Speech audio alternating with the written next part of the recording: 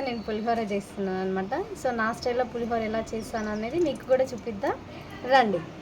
Gas on చేసుకుందాము. Gas on చేసుకున్న తర్వాత మనం ఏదైతే రెడీ చేసుకున్న రైస్ అయితే ఉందో దాన్ని మనం గ్యాస్ పైన పెట్టేసి దాంట్లో ఆయిల్, పసుపు, సాల్ట్ వేసామని కూడా కొంచెం మనకి పుల్లలుగా అవుతుందన్నమాట ఉడికినప్పుడు. నీళ్ళు, పోపు గింజలు, కరివేపాకు, ఎండుమిర్చి, పచ్చిమిర్చి, సో ఇవన్నీ కూడా మిక్స్ చేసి మనం ఆయిల్లో చేసుకోవాలి. ఇప్పుడు ఎలా చేయాలనేది కూడా ప్రాసెస్ మీకు చూపిస్తాను.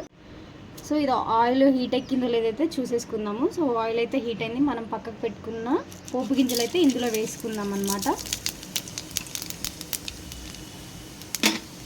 మీరు ఎలా చేస్తారు అనేది కూడా నాకు ఒకసారి అయితే కామెంట్లో చేయండి. సో అలాగే పల్లీలు కూడా వేసేసుకుందాం అనమాట.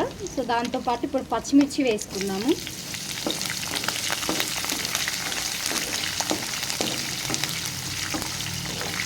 సో పచ్చిమిర్చి వేసిన తర్వాత దీన్ని కొంచెం సేపు వేగనీయాలన్నమాట. సో వెంటనే వెండిమిర్చి అయితే వేయకండి. వేగిపోయిందనమాట. ఇప్పుడైతే వెండిమిర్చి వేసుకుందాము. పులిహోరలకు అయితే మెయిన్ కావాల్సింది అయితే వెండిమిర్చి. పచ్చిమిర్చి, వెండిమిర్చి అయితే మనకి ఫస్ట్ అది ఇంపార్టెంట్ అనమాట. ఎందుకంటే అది ఉంటేనే టేస్ట్ అనేది కూడా మంచిగా ఉంటుంది. సో కాసేపు ఇది వేగిన తర్వాతకి కరివేపాకు వేసుకుందాము. ఇదైతే వేగనిద్దాం అనమాట ఫస్ట్. ఇదైతే ఇప్పుడు వేగిపోయిందన్నమాట. ఇప్పుడైతే కరివేపాకు వేసుకున్నాము. దీన్ని కూడా ఇప్పుడైతే అది వేగిపోయిందనమాట. సో తగినంత ఉప్పు అయితే వేసుకుందాము.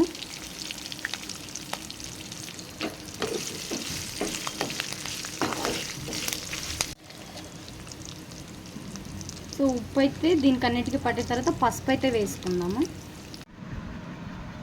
మనం రైస్ అయితే ముందుగానే ఉడకబెట్టేసాము. దీంట్లో పసుపు, తగినంత ఉప్పు, ఆయిల్ వేసాము. ఆయిల్ ఎందుకు వేయాలని అంటే అన్నము అనేది ఇలా పుల్లలుగా రావడం కోసం ఇందులో ఆయిల్ వేయాలి.